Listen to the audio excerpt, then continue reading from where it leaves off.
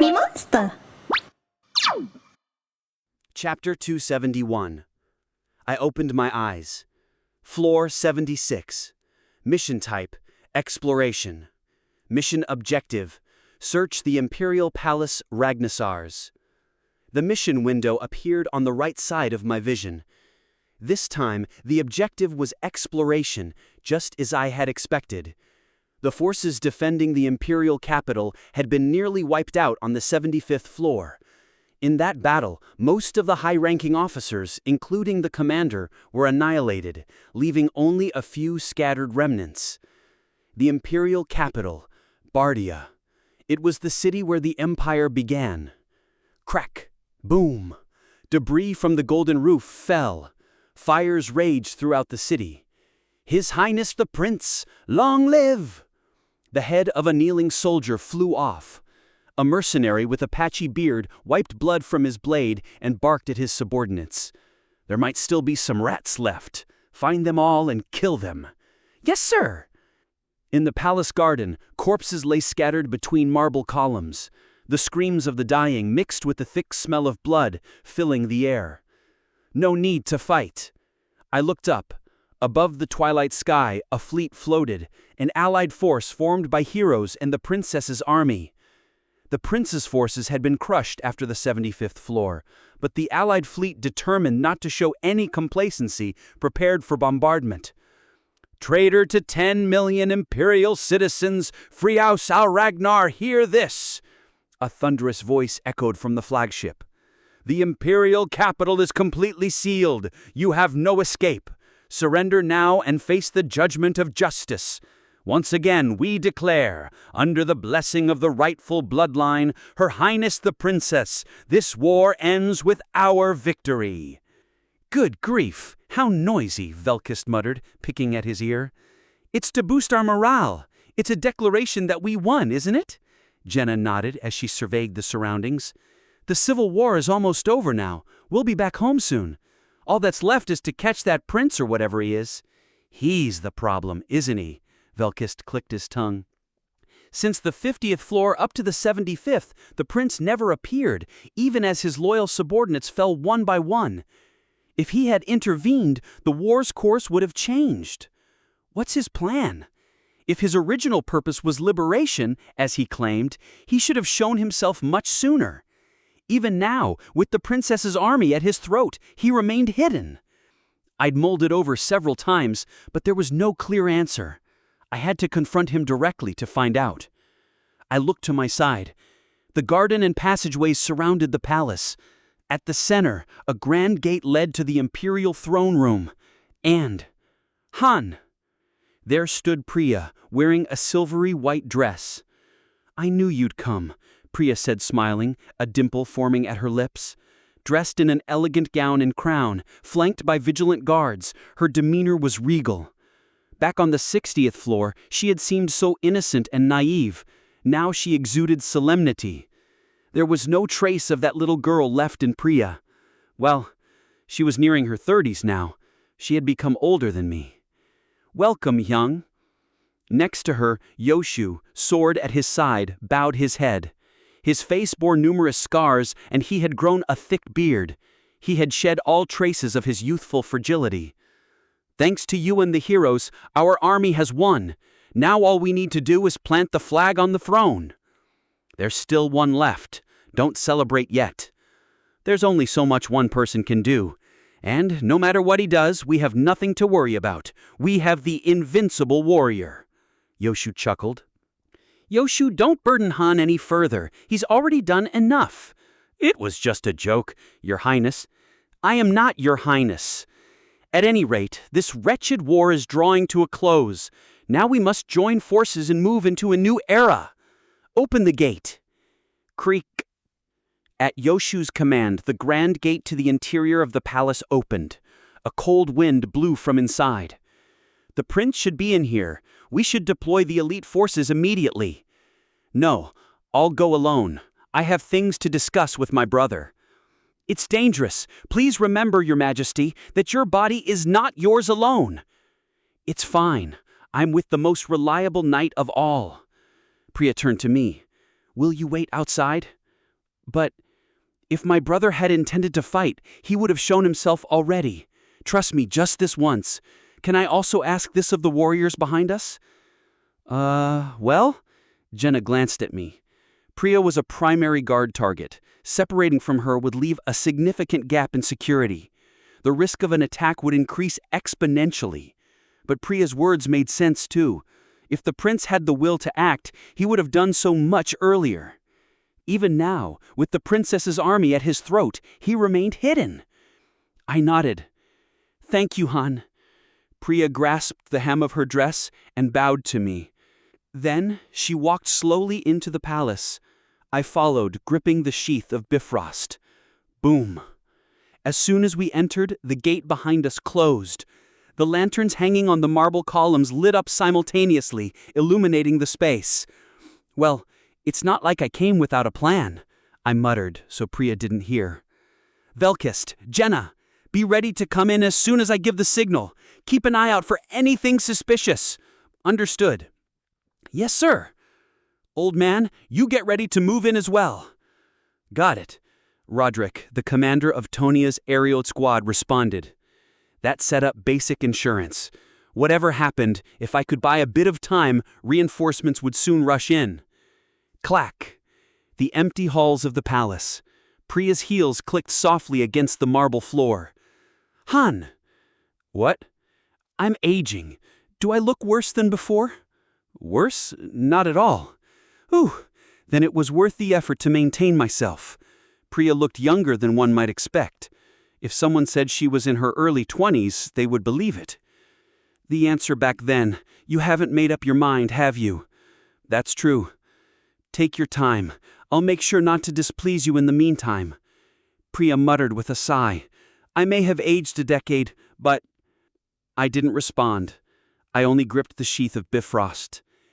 It's all so unclear. Everything is full of questions. What was the dream that drove me?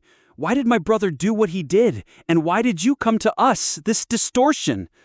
Who knows? Maybe that guy will tell us. I looked ahead. Through the open door was a familiar sight from the 4-star promotion ceremony. The Emperor's Chamber. The place where the heroes prepared for their final stand before Tonia fell. I thought there would at least be one attendant, but the palace was utterly silent. Not even a single rat scurried about. It was a completely deserted space, save for one person, sitting on the golden throne. Dark Prince. Friaus al-Ragnar. Level 391. Above his head, a name tag appeared. Level 391. Insanely high. There wouldn't be a monster like this anywhere across my entire account. Truly fitting for the last boss of an S-grade account. I readied myself to draw my sword. I couldn't afford to be careless. Who knows what he might do? Brother. Priya narrowed her eyes and took a step toward the throne. I followed slowly. A special event has commenced. Event 001. Reunion. A special event? How elaborate. I shrugged. You were both here, saved me the trouble of looking, the prince said, a twisted grin appearing beneath his bandages. He leaned back on the golden throne, examining something on the armrest, a blue sphere on a metal stand. That's a globe? A completely unexpected object. You brought quite the army, Priya. It's all meaningless. Even with 1,000,000 troops, the result is the same. The prince spun the globe lightly, then looked down at me. Isn't that right? The future of this world is predetermined. There's nothing mere mortals like us can do to change it. You're talking more nonsense than ever. I partially drew Bifrost. I don't have time to banter. If you have a point, get to it quickly. The prince spun the globe again. You came from an interesting place. A very amusing location. Was it called Earth? I saw silent carriages racing along roads and steel palaces piercing the sky.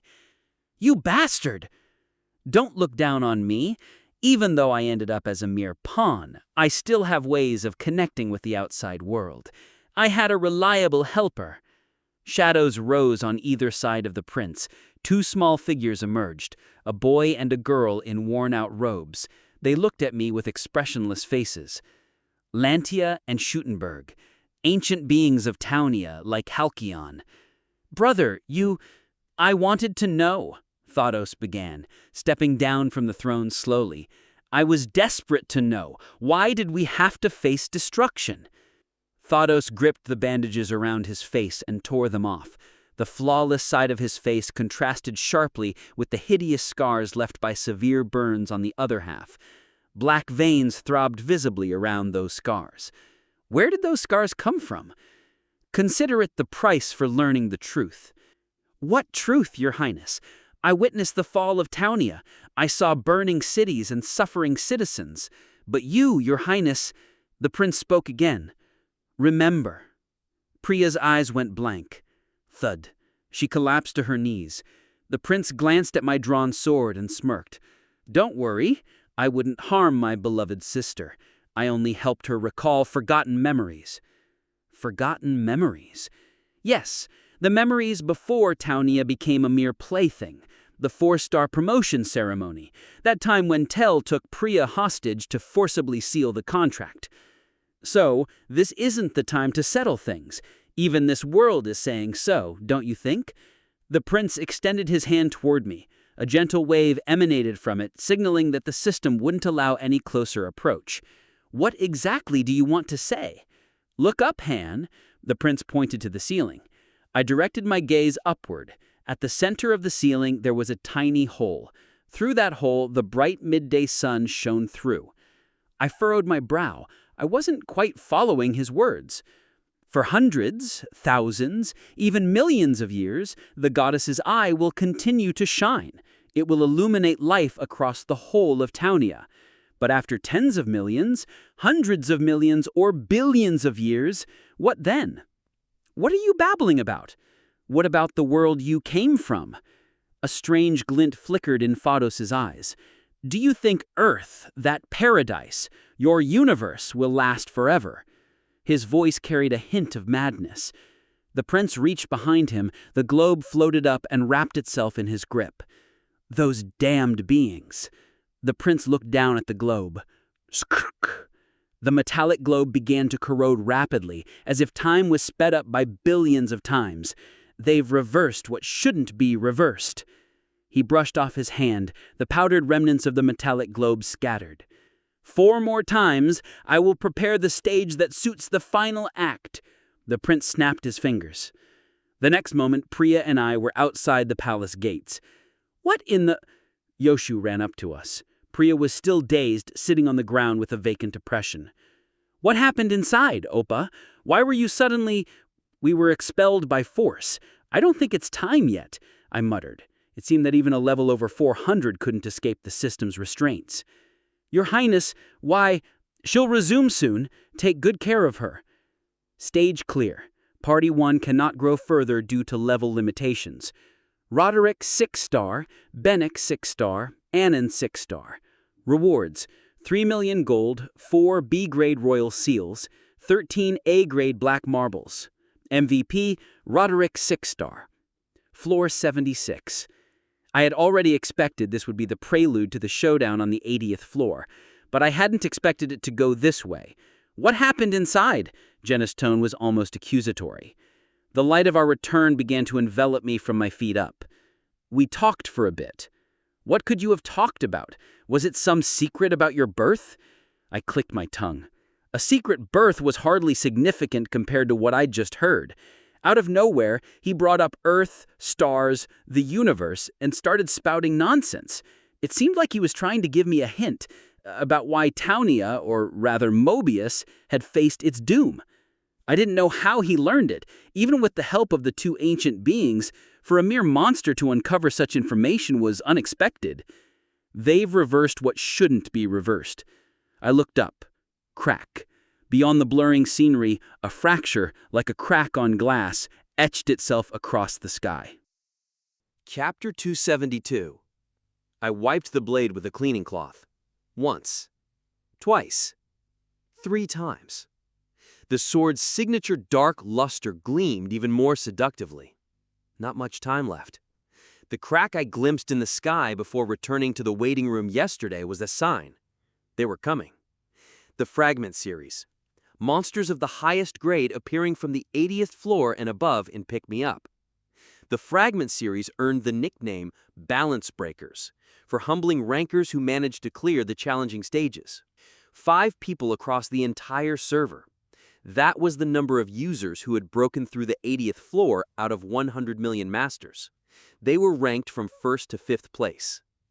Even the most skilled users, who poured thousands of dollars and countless hours into their strategies, found the 80th floor an insurmountable barrier. That was why the 80th floor was so notoriously difficult.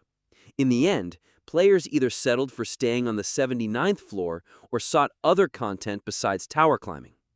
Is it my turn to take on that challenge? I looked up. Forming a large attack unit 4. Party composition: 37th party, 38th party, 39th party, 40th party, 41st party. Anything who had logged in early after a long absence was organizing a new raid group. She was assembling an efficient team for the 80th floor attack. If we failed here, we would lose not just me, but all the heroes involved. The thought of losing the heroes I'd spent time and money raising in an instant was horrifying. The final battle is the 80th floor. The prince had once made an ominous statement. Based on that clue, I had formulated a few hypotheses. Most of them were negative, but I didn't let that bother me. For now, I focused solely on completing the mission. Attention, this is Izel. Can you hear me? I am informing all waiting raid members. The following individuals should prepare for battle immediately. First, our unbeatable ace, Han O.B. Izel's voice echoed. Oops, looks like we're about to climb the 77th floor. I sheathed Bifrost and left the room. The heroes called this time didn't even make up a full party. Just me, Jenna, and Velkeist. Only 3 in total. Anything must have realized that the real battle would start from the 80th floor. We entered the rift in space-time in a calm atmosphere. It was my second time entering the Imperial City. As the image of the palace loomed, a holographic window appeared. Floor 77. Mission type: Exploration. Mission objective: Search the Imperial Palace, Ragnarsars. The objective was identical to that of the 76th floor. It was so uninspired it almost made me laugh. Jenna muttered irritably, "What is this? It's exactly the same as the last floor. Did the mission creator get lazy?" "Not entirely wrong," I replied with a smile. First, night had fallen. Looking up, the sky was full of stars. Secondly, the streets were cleaner. The remnants of the Imperial Army seemed to have almost been wiped out. Only armed mercenaries patrolled the roads with stern expressions. I made eye contact with one of the patrols. The mercenary whispered to his colleague and then approached me. "Excuse me, are you Sir Han Israt?" "And if I am?" "His Majesty is looking for you." He left with those short words. "Should we leave you alone again this time?" Velkeist muttered. I nodded silently. "If anything happens, call us. We'll come running." This is so boring. The two vanished into the dark alley. Left alone, I turned and walked toward the main street in the center of the Imperial City. Passing through the guards was not difficult. They cleared the way as soon as they saw my face. At the entrance to the sealed palace, I found Priya waiting for me. "You're here." Priya, who was leaning against the garden's stone wall, straightened up. She was wearing a simple white dress, not her usual ceremonial attire. When my eyes fell on her, Priya scratched her cheek. "Does it not suit me?" "No, I was just wondering why you wore that." I wanted to change the mood. Priya started walking ahead through the open doors of the palace. I quietly followed behind. "My memories have returned," Priya mumbled as if speaking to herself. "Tawania had already perished once. Now I feel as if a weight has been lifted from my chest. You were the helpers the goddess sent to me. I understand why they hated me." The sound of her footsteps echoed down the dark hallway of the palace. Dim lights illuminated parts of the interior. I thought was dream was proof of a foolish contract. If it hadn't been for me, they would have met an end more fitting of their honor. They wouldn't have been branded as traitors or accused of selling out the empire. For my greed, I may have betrayed them. What happened to the prince was my doing. Priya's face was hidden in shadow. I spoke softly. So, do you regret it? Half and half. Half and half. Not fried half and half for sure. If I hadn't betrayed Tawanya, I wouldn't have met you, would I? That's a pretty dangerous statement. I wondered how Yash would have reacted to hearing that. Didn't I tell you I'm a selfish person? I do anything for my desires. Priya chuckled softly in the glow of the lights. It seemed she had recovered her memories without too much shock. This was a sign she had matured. Han. What? Do you remember that promise? I nodded. She was talking about that lifelong contract request. You don't need to worry about it. It seems I've burdened you. I'm sorry. And now you're canceling it all of a sudden? If that's how you see it. I haven't decided yet. I need more time to think. But it's not over. Neither for you, nor for me, nor for this place. I stated firmly. Priya bit her lip. Understood.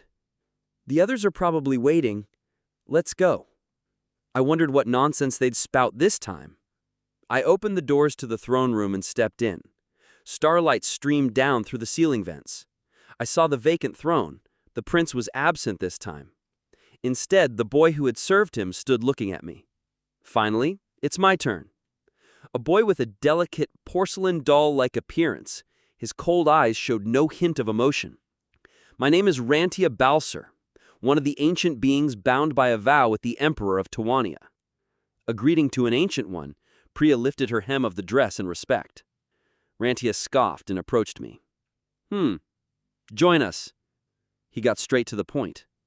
You already know this, don't you? This is all a meaningless play.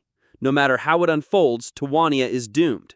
So why are you still playing along on Tell's stage? I'll tell you now, I'm not a monster like the prince. Nor am I a descender-type monster like Halcyon or Asinus. I, along with Schuttenberg. Rantia threw something from his pocket. A silver-white card gleamed in the moonlight. Executive Director, Mobius Co. 010-6432-4XXX. I'd seen it before. It had been over a 6-month, but the memory was still vivid. The business card Tell had shown me during the 2-star promotion ceremony. Yes, I was an executive at Mobius. Not just us, but all of Mobius's senior staff are comprised of spirits and demigods from different worlds. Priya bent down to pick up the card. She slowly looked it over. A gathering of many executives, including myself and Schuttenberg. And our sole purpose was to save Mobius, and consequently our worlds. Unlike those who just talk, we took direct action. I narrowed my eyes. This guy was an executive of Mobius? Do you know Tawnia has undergone 17 cycles of rebirth? Priya stepped forward. What do you mean? My memory tells me this is the first time we've turned back. Since becoming the playthings of Earthlings, yes. Rantia laughed bitterly. In the first world, you couldn't even muster any resistance. Humans and other races were at each other's throats, fighting to the brink of extinction. Utterly foolish. That's not what I saw, I spoke up. If he was referring to the end of the world shown during the 4-star promotion ceremony, he was utterly mistaken. There, led by the prince, Tawnia's heroes had banded together to resist the impending doom. How long do you think it took to reach that point? Using the goddess's power, we chipped away at our existence and rewound the timeline over and over. We summoned countless myths to create mighty guardians, just like you, Han. Rantia closed his eyes. But it was all for naught. We couldn't prevent the end. This is the truth. Whether you believe it or not is up to you. Then whether or not I cooperate is up to me too. If you join us, you won't need to be part of this charade any longer. You can return to Earth or whatever place you desire. Stop with the nonsense. I didn't come here to joke around. I smirked. Rantia opened his eyes. Foolish. Think what you want. In the past, I might have considered it. The possibility of returning without completing the mission was tempting. At least I would have been willing to hear him out. But now, that was not an option. Then we'll show you through results. Rantia waved his hand, a flash of light, and suddenly we were outside the palace. A faint chirping of insects reached my ears. I looked up. Crack. The starlit sky, a sharper, clearer fissure appeared. Current progress, 40%. At 100%, the descent will commence. Master, prepare for battle. My eyes widened. Beyond the glass-like crack, something writhing looked back at us. They had no defined form, shifting and squirming as they gazed our way. They're coming. The confrontation with them was inevitable from the start. It had always been bound to happen. Han? Priya was looking at me with trembling eyes. So are you going to quit now? Are you going to give up just because it seems impossible? No, you're not. We've come this far, so we might as well do something. That boy's words, whether they're true or not, don't pay them any mind. Just do what you intend to do. You came here to give your brother a safe home, right? I placed my hand on Priya's head. The soft texture touched my palm. Even if she was older now, to me, she was still the same girl who used to pout and complain. I remember the first time we met. We all die in the end. You, me, whether from old age or an accident, everyone's life is finite. So what should we do? Should we live swayed by others until we're in our coffins? Or should we live doing what we want for as long as we can? I continued. Forget the fate and end of the world talk. Follow your heart, or you'll regret it forever. I don't care about living long. What matters is living the way I want and seeing it through properly. Priya blinked as she looked at me. I was a game addict back on Earth. Even as the top-ranked player in the game, people saw me as nothing more than a shut-in. But I had no regrets. I got to do what I wanted as much as I wanted, even if this was the result. Regret. You only live once. So, you mean I should do what I want? Exactly. Forget appearances and obligations. Didn't you just say you didn't regret selling out Townia to the goddess? Do it that way. I smiled softly. One thing is certain, though. Certain? Until this fight is over, I'm staying by your side. Priya took a deep breath. I see, she said, and she smiled gently. Chapter 273. The next day, starting from the 78th floor, Anything stopped sending me out on missions. She must have realized there was no need to deploy the top force before reaching the 80th floor. So the first party was given a bit of rest. Not that we'd be resting for long. It seemed Anything had made her decision. Whether it would work or not, she was ready to face it head-on. We were climbing 1 floor per day, accelerating toward the final push. As always, when she thought we were prepared, she would send us into action without hesitation. I needed to be mentally prepared for that. Even back when I was a relentless gaming machine, the 80th floor had been rough. Still, the Niflheimer acted as if my success was guaranteed. When a game's difficulty skyrockets, luck becomes just as crucial as skill. From their perspective, they couldn't know how much my hands were trembling when I conquered the 80th floor. Maybe they thought I cleared it smoothly, but that wasn't the case. I was incredibly tense. I looked up. Anything was logged in. Lately, she was always connected to pick me up, preparing without rest. She rearranged the raid party countless times, reorganized tactical tools, inspected the airship, and nurtured the heroes. By the looks of it, she didn't seem to be sleeping. There was no stopping for the master, and that was what mattered. If she'd been afraid of failure and halted the expedition, I wouldn't have stayed in Townia. Although I cursed her a lot at first, looking back, it seemed I had chosen the right person.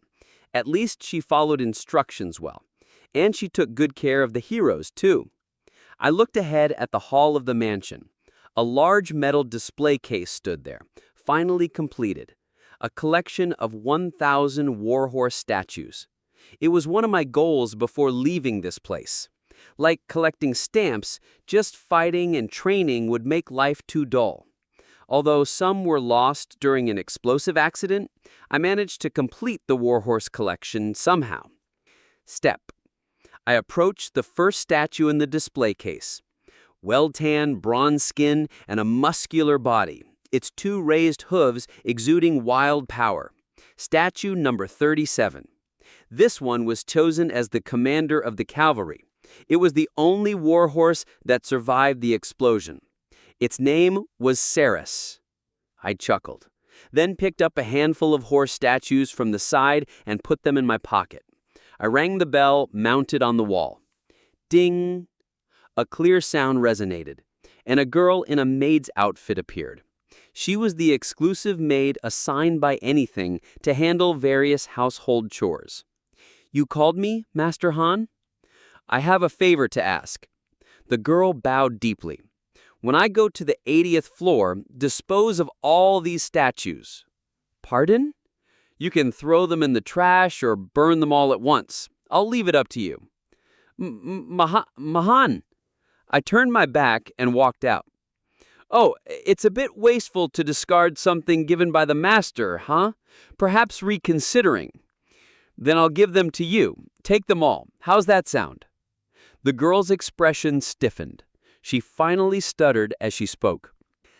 How could I, with such valuable items that the master cherishes?" "You worked hard all this time. Consider it a reward from me." The girl hesitated, touched by the high-value gift. Well, I'd had enough fun with them. The statues had helped me manage stress. They were quite effective.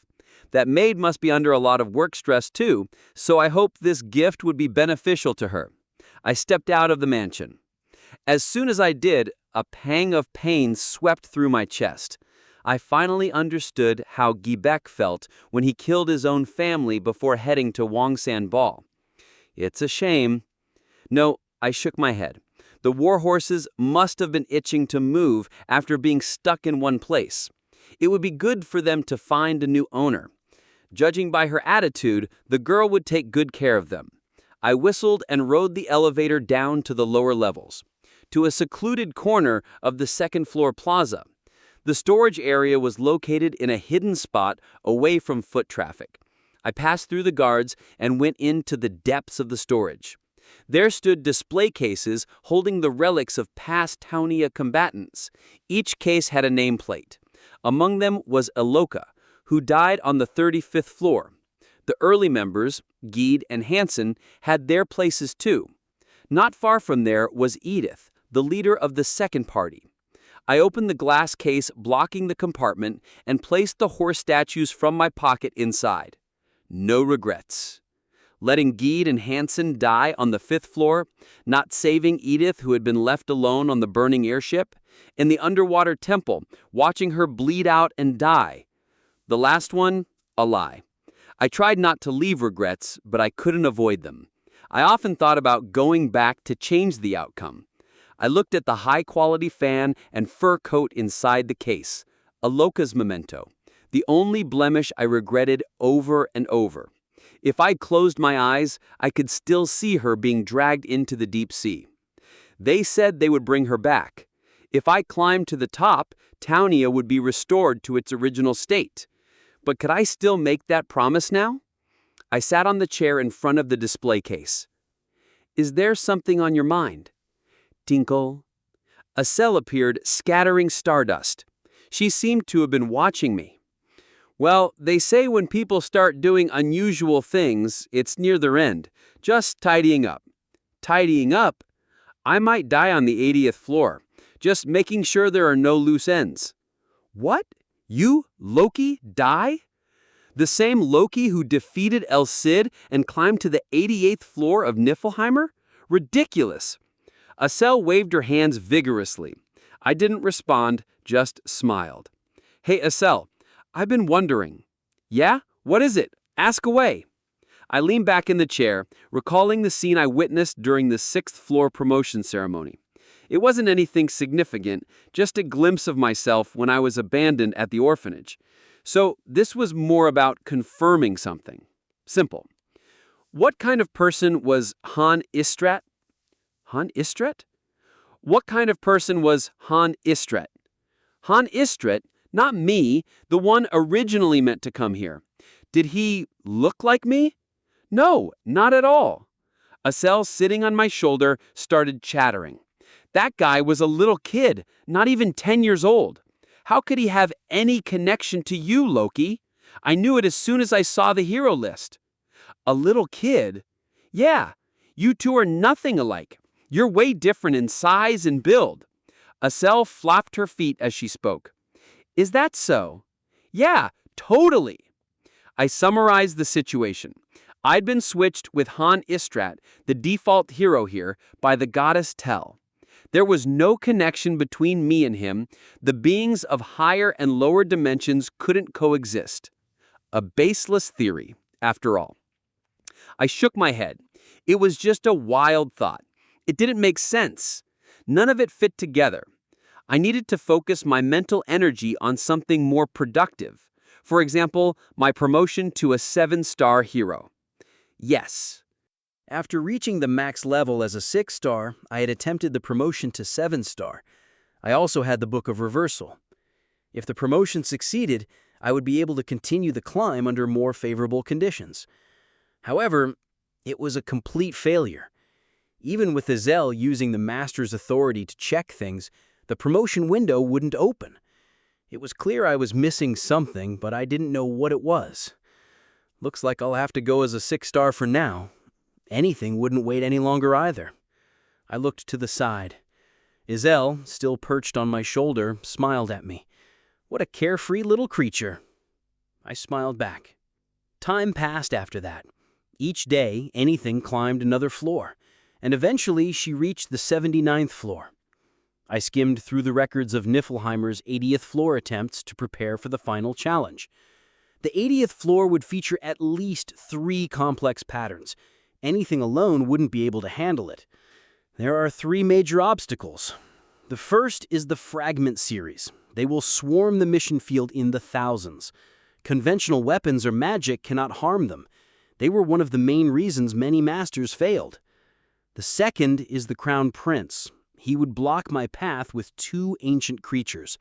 The combination of the Fragment series and a formidable boss drove many masters crazy during their 80th floor attempts. The third is the unpredictable random pattern.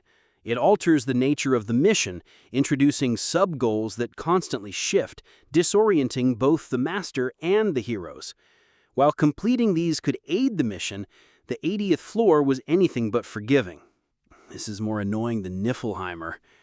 When I was Loki, I could send a reconnaissance team ahead to get a sense of the mission, but this time that trick wouldn't work. Anything sent a scouting team of prisoners from the waiting room a few times, but they were wiped out almost immediately. This meant I would have to tackle the 80th floor with no prior intel. I calmed my mind. There was no time for idle thoughts. Now was the time to proceed with logic and reason. And then, late that night, Anything started distributing consumables to the heroes. The meaning of this was clear. She always did so before every major boss stage. Tomorrow, then. The 80th floor attempt. Other heroes noticed the atmosphere and started moving busily. The officers, who were responsible for leading the raid, gathered in the strategy room to review anything's base tactics and prepare for deployment. I could join in if I wanted, but I had other priorities. The role of the first party was clear: to subdue the main boss monster, Crown Prince Frios Alragnar. I discussed with Halcyon and Asinis, learning about the abilities of the other ancient creatures and how they might combine to cause trouble while strategizing with the first-party members. It would be great if we had one more member, even if not a full party. The absence of that one person was palpable. So, it has finally come to this. The day before the 80th floor climb. I sat in my room with Velkist and Jenna. "He looked really strong. We'll win, right? As long as we follow the training," Halcyon muttered while preening his beak. Next to him, Asinis, now a white ferret, pecked at some seeds. Velkist was polishing his sword. It would have been nice if Aaron were here. Who knows when he'll show up? Maybe he liked it there. No way, he'll definitely come back. Whether he comes or he doesn't, I'll do what I need to do. Velkist drew out his sword and inspected its edge. But what's been bothering you so much lately? I looked back silently. My eyes fell on a large leather sack in the corner of the room. The sack reached up to the ceiling. No space to put it. Half of the statues hadn't been disposed of. She had refused, claiming there was no room in her tiny living quarters. I would have given it to her with great resolution. I looked at the sack and muttered, "Tomorrow, the climb begins." It will. I have a request. Will you do it? Yes, what is it? I got up and walked over to the sack. Then I opened the top. Take 300 each. Chapter 274. The next evening. On the second floor of the waiting room, inside the hangar, heroes preparing for the 80th floor expedition gathered. Their numbers totaled about 1,000. This assault team, composed solely of heroes ranked at least 5 stars, represented the entirety of Taunia's power. She's leaving nothing behind. The gems invested in the current assault team, if converted to cash, would exceed 10 million won. This was the power cultivated over nearly half a year. If the 80th floor assault failed, anything would be left destitute, forced to start over with hero development from scratch. Even Korea's famed masters have bowed here. The 80th floor of Pick Me Up. Out of 100 million masters, only 5 had ever ascended. It was a true gate of trials. It's absurd. The difficulty of the 80th floor could be summed up in one word. No matter how challenging the previous stages were, there had always been hints for clearing them. On the 80th floor, there were none. No hints at all. Masters and their heroes had to forge their own path to victory. And if their gamble failed, their heroes would be reduced to nothing. I took a deep breath. This was my final trial to prove my worth. If I failed here, my right to choose would vanish. Neither victory nor return would remain. Pick Me Up, RPG mobile game. Start game. Account linking required for play. A game access window appeared on the right side of my vision. A knight holding a sword and shield with a solemn expression appeared in the background. The screen looked slightly different from the usual login display. Attention! Currently, Pick Me Up is running on the Unix player. Beware of macro use. Accounts caught using macros will be permanently banned without warning. Anything who usually played on a phone was now playing on Unix. Unix was a program that ran phone apps on a computer. Though it required complicated and annoying verification steps, once set up, it allowed gameplay on a larger screen. She's gone all out. I pictured anything sitting solemnly at a computer with the door locked. It wasn't a bad choice. Playing on a computer meant not missing even the smallest variables. The mouse controls were also more convenient than touch. The verification window soon appeared, and anything registered the digital certificate and entered the password. Master Anything. Welcome to Pick Me Up. A holographic window appeared with a cheerful sound. Loading complete. Touch. Select. Anything entered the main screen of Pick Me Up. Heroes waiting for deployment in the hangar appeared immediately. Attention! This mission allows unlimited hero deployment without capacity restrictions. If your party lacks members, replenish them using paid or free summons. This mission has a fleet deployment restriction in place. Tips: assemble a raid by grouping parties. Tips: missions with fleet restrictions cannot use airships. A mission warning window popped up. This mission had 2 main characteristics. It allowed unlimited hero deployment, and it was fleet restricted, meaning airships were unusable. I clicked my tongue. If the fleet's cannon fire could be used, the tactical scope would be much broader. The absence of a vanguard and the inability to use the fleet were what differentiated it from the 80th floor of Niflheim. "You're here." Jenna gripped her bow tightly, looking at me. Neither Velkis nor I said a word. I surveyed the hangar. It was packed full of heroes, warriors, mages, archers, and even rare hidden classes. Men and women of all ages were ready for battle. "My warriors, I trust that you will fight well." The current raid leader, Roderick, continued his speech from the podium. His voice was deep and blunt, unlike Edis's, yet carried an inexplicable strength. "If we complete this battle safely, you will be one step closer to returning home. The fate of Tonia depends on this battle."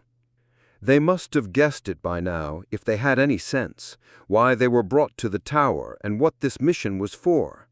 Each of them gripped their weapons tighter, preparing themselves. 1-inch TV. "Pick me up, 80th floor of Tonia." Broadcaster, Windflow. Viewers, 107,053.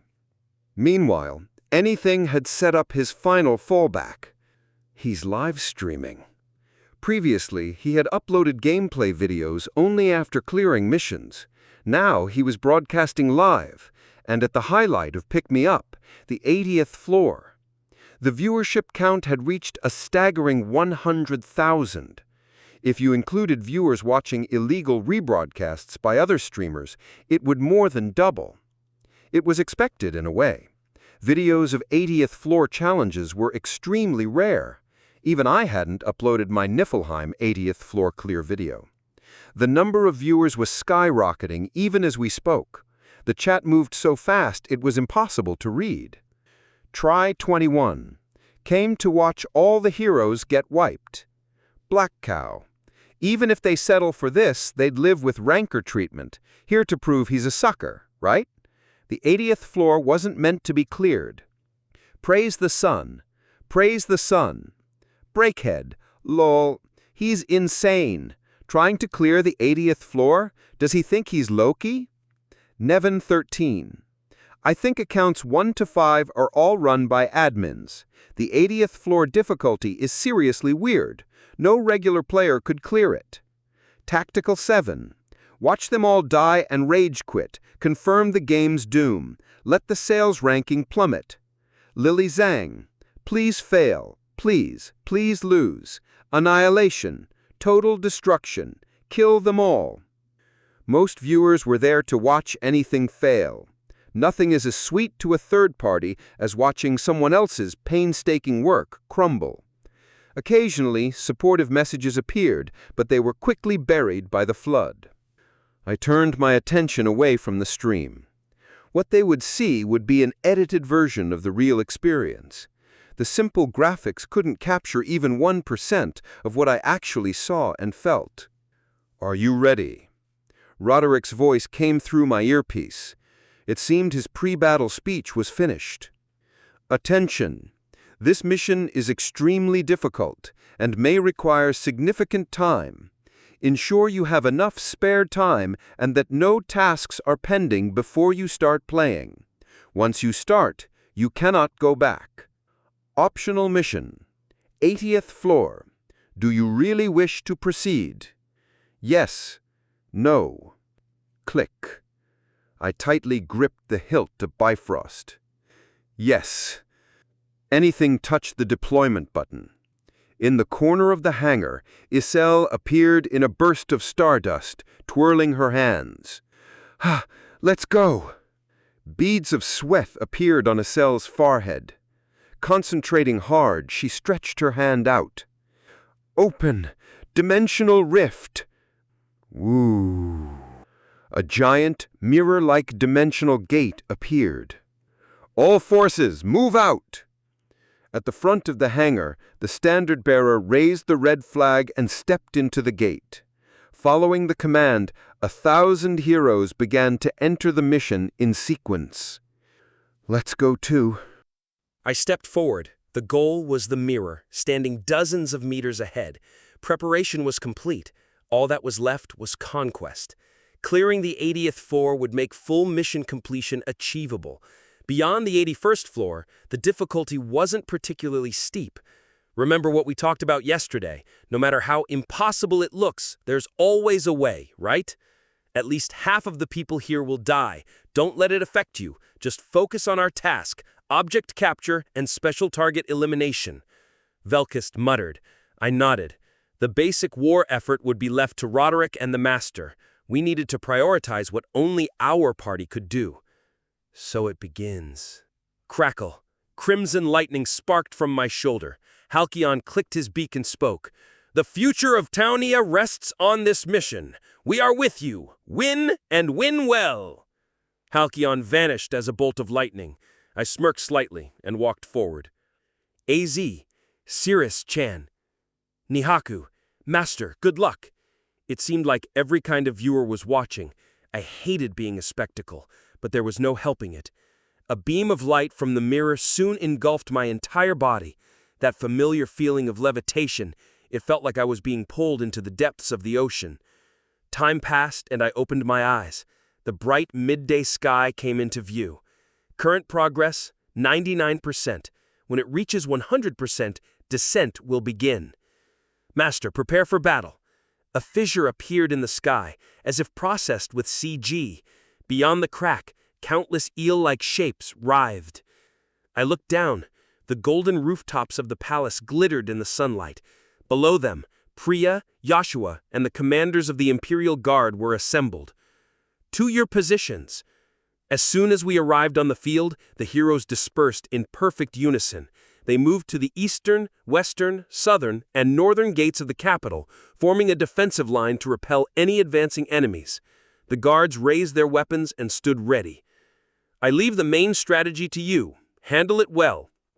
Roderick's transmission cut out. I walked to the palace entrance. Joshua approached me with hurried steps and bowed. You've arrived, brother. We've been waiting. What's the current situation? The traitor still barricades himself within the palace. We planned to launch an assault today, but... Today? Yes, by royal command. I quickened my pace. Before long, I met Priya, who was dressed in a command uniform. Han, Priya spoke without turning to me. Have you made your decision? Of course. Priya's tone was grave. She grasped the ceremonial sword at her waist. There was no need for further words. You came just in time. In 1 hour, we will commence the assault with the elites.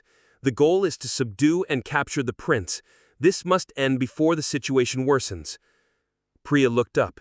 The crack in the sky was invisible to the ordinary NPCs. The mercenaries standing guard around us had no idea what was about to unfold. I'll join you. Han, help us. If we act preemptively, we can minimize the... There is no need for that. Crash. A tremendous sound rang out as shards of glass and stone scattered everywhere. Get down! Ah! Your Majesty! I ducked down. A piece of marble grazed past my head.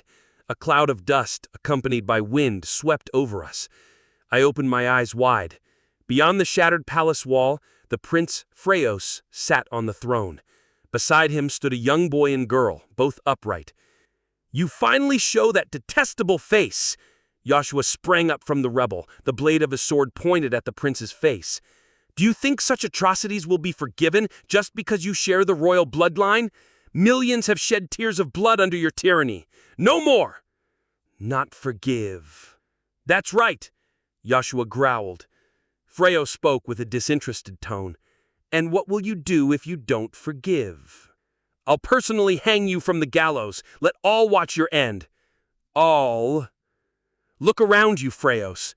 Freos turned his head. The entrance to the palace and the streets beyond were filled with mercenaries.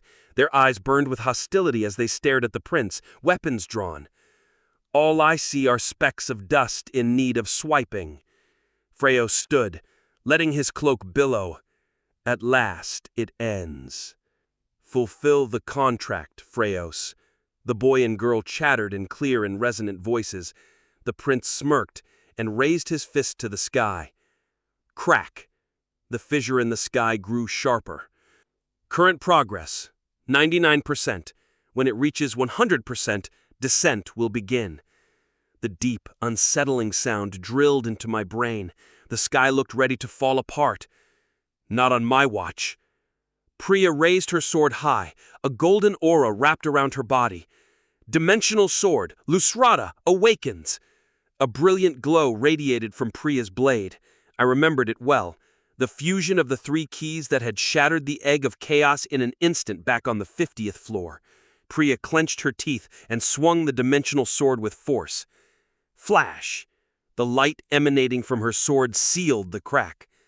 Do you see, traitor? This is the power of the rightful heir. A dimensional sword. The first emperor bestowed this on the rightful ruler. With this, we will bring peace to all Townia. Bring peace. Freos chuckled. Joshua scowled. What's so funny? 3 pieces. The essence of the sky, the vessel of the earth, and the cup of the sea. That's how it was, right? Yes, Lusrada was Townia's secret weapon. Without it, you wouldn't have lasted a month. Jenna whispered beside me. Are we supposed to just watch this? What choice do we have? It's how this mission goes. I let out a frustrated sigh. Even if we wanted to make a move, we couldn't. Until the event ended, we were stuck as spectators. Was the secret weapon? Freyo spoke in the past tense, as if he'd wielded it before. Peace? What a worm-like statement. The boy Lantia smiled. Simultaneously, Freos extended his hand. A mere dimensional sword. Woo! A blinding light gathered in his right hand. I've passed through 17 worlds. The light in his hand outshone what Priya held by dozens of times over, a resplendent glow, as if the entire sky had turned gold. Dimensional sword Lusrada awakens. Dimensional sword Lusrada awakens.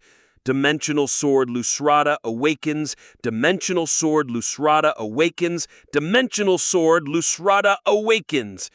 Freos lightly swung what he held, and forged it more than 10 times over. Crack. Current progress, 100%. The eerie wail resonated through the shattered sky. 795 level 113 fragments of chaos, 931 level 108 fragments of despair, and 674 level 121 fragments of resentment appeared. Here they come. I tightened my grip on my weapon. Chapter 275. The bright midday sky. Suddenly, a black hole appeared. From within it, gigantic shapes writhed and twisted. What is that? A mercenary gasped, looking up.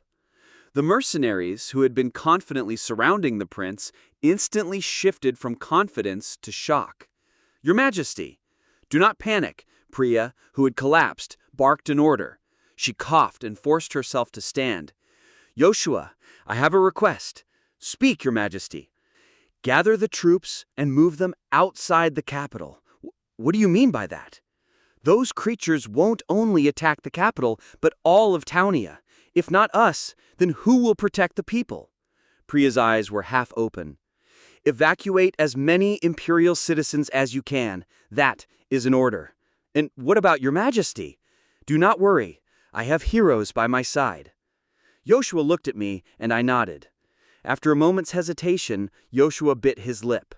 As expected from a mercenary, quick judgment. I will follow your command. Elan, gather the mercenary groups and assemble all forces at the south gate. Prepare to move out. Yes, sir. I entrust this to you, brother. Joshua bowed to me and left the garden with his adjutant. The hesitant mercenaries followed after him. An evacuation, huh? The prince smirked. Do you think it will matter, Priya? They cannot escape the Black Reapers. It's a futile effort. We won't know unless we try, Your Highness. I speak from experience. Your Highness might have tried before, but I have not. Priya pointed her broken rapier at the prince. The prince narrowed his eyes. You said it was 17 attempts, right? Yes? And you're giving up after only 17 attempts? Priya clenched her teeth. A thin stream of blood trickled from between her pink lips. I will resist, even 100, 1,000 times, as long as I am alive. That is my decision, Your Highness. Still as stubborn as ever, let's see how long your obstinacy will last. The prince sneered and leaned back on the throne. Thud, thud, thud. I turned around. The mercenary forces were moving out through the south gate. 2,264 human mercenaries, level unknown. The allied NPC mercenary coalition is retreating from the field. Priya gave a bitter smile. This scene, I've seen it many times in my dreams. It was hell, a living hell. Under the black sky, countless citizens screamed as they were devoured. All I could do was watch. Was I in that dream? No, I was alone.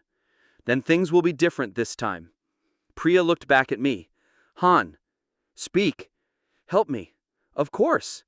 Srim. I drew my sword and stepped forward. The incapacitated status had long since been lifted. First, assess the current situation. Even if this felt close to reality, it was still just a game. I scanned my surroundings again. What was present, what was absent. Apart from Priya, our forces consisted solely of heroes. The mercenary corps had retreated to aid in evacuating the citizens. The residents who had stayed in the city had already fled as soon as the imperial occupation was completed. It was fortunate that we could fight without worrying about them. Now, let's assess the enemy's situation. I looked ahead. The prince sat on the throne, looking down at Priya and me. Beside him stood two ancient beings, side by side. Tuk-tuk. I lightly kicked a stone at my feet.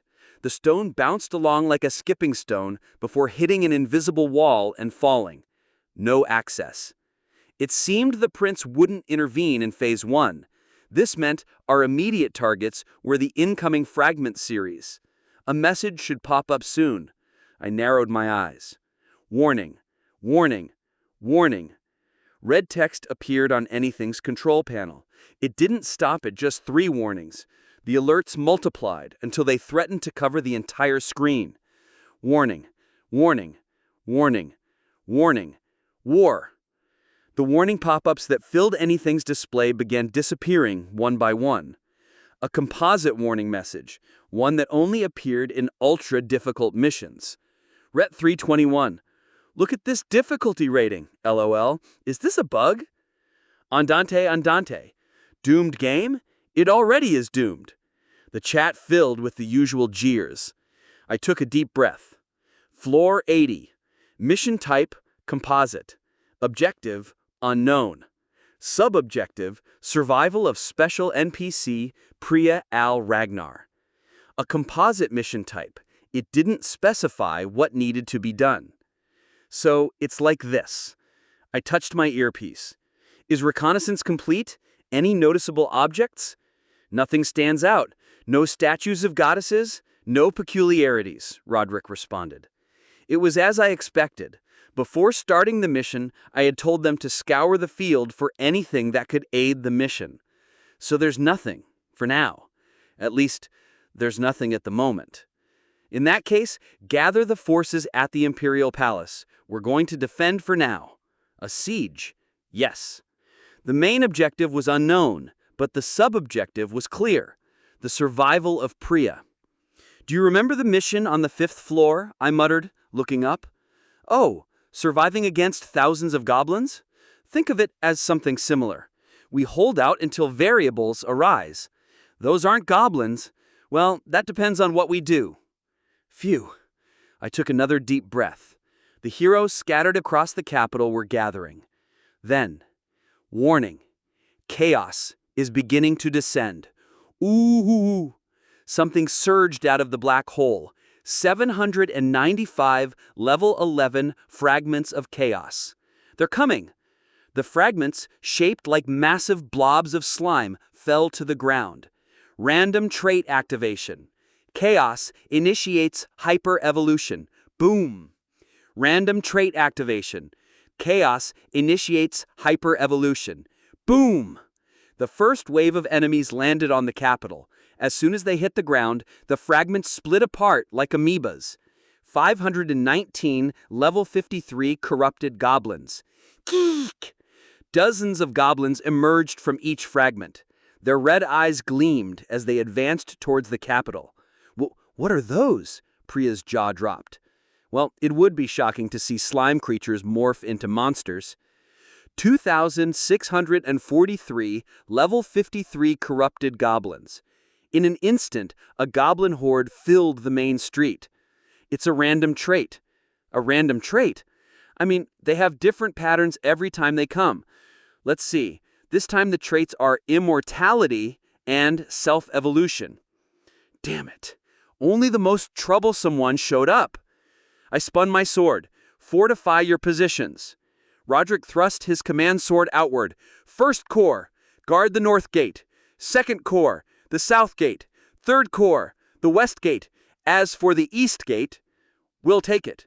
Roderick nodded. The palace was composed of a central structure surrounded by walls. There was one entrance at each of the 4 gates, east, west, south, and north. It would take a single party, 3 people, to block each narrow entryway. Commence fortification. Initiate from the 150th to the 155th party. The 7th Assault Unit, composed entirely of mage engineers, began their chants in unison. Threads of magic extended around the capital, lifting debris of stone and wood. Assemble! Clack, clack, clack. Like fitting together Tetris blocks, the materials stacked atop the palace walls. Stones and wood were chiseled and reshaped, forming ballistae and cannons. This time is different. With mage engineers, fortifications could be rebuilt repeatedly. Heroes stationed on the walls manned the weapon sights. Fire! Boom! A deafening roar followed as shots were fired at the western avenue of the capital. Hundreds of goblins caught in the blast were reduced to pulp. Fire! Wing! A massive purple orb hovered in the sky. The combined A-grade spell of elementalists, the 6th element. The mana projectile drew an unusual trajectory, sweeping through the goblins on the northern avenue. Maybe it's not as difficult as I thought, Jenna said, scratching her cheek. I shook my head. They don't die. What? Just so you know, they have the immortality trait. As the dust settled, the scene on the avenue became visible. Goblin corpses lay strewn across the shattered street, but soon, pieces of flesh and bone turned into liquid and gathered in one place. 2,834, level 53, corrupted goblins. Not only did they resurrect, but fragments kept falling from the sky, endlessly increasing the number of goblins. Fire! Pop, pop, pop, pop, pop, pop, pop, pop, pop. Arrows shot by the archers filled the sky. Hundreds of arrows struck the goblins' vital spots, but the creatures trudged forward undeterred. Listen up, I shouted. All the heroes gathered in the capital turned their attention to me. Against them, cutting, piercing, or explosive attacks are useless. They regenerate quickly. If you want to subdue them, I reached out my hand. Zap! Crimson lightning sparked at my fingertips. Krah! A goblin beyond the gate was pulled toward me. Crunch! I broke its neck, twisting its limbs backward. The goblin collapsed, limply. Twitch, twitch, twitch. Still not dead.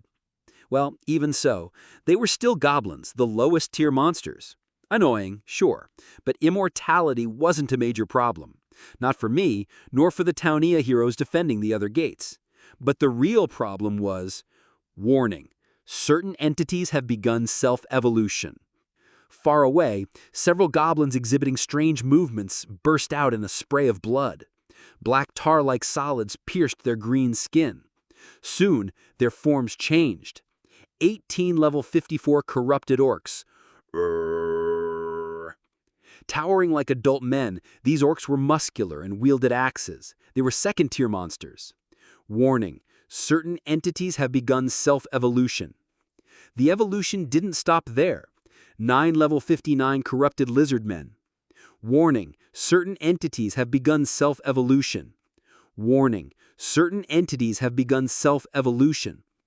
They continued to shed their shells, evolving further each time. And then, 1 level 99 corrupted red dragon. Boom! A foot covered in red scales shook the ground. 10 meters tall, its enormous yellow eyes glared at me. Did it evolve to the highest tier in one go? Crrrr! It roared, opening its massive mouth. Known as the Red Dragon, it hadn't appeared in Taunia yet, but it was one of the most dangerous monsters rated in Pick Me Up. Warning: certain entities have begun self-evolution. Warning: certain entities have begun self-evolution. Elsewhere, more goblins convulsed as they prepared to evolve. Thank you for listening. If you enjoyed this story, don't forget to subscribe, comment, and like the video. Have a suggestion? Let me know in the comments.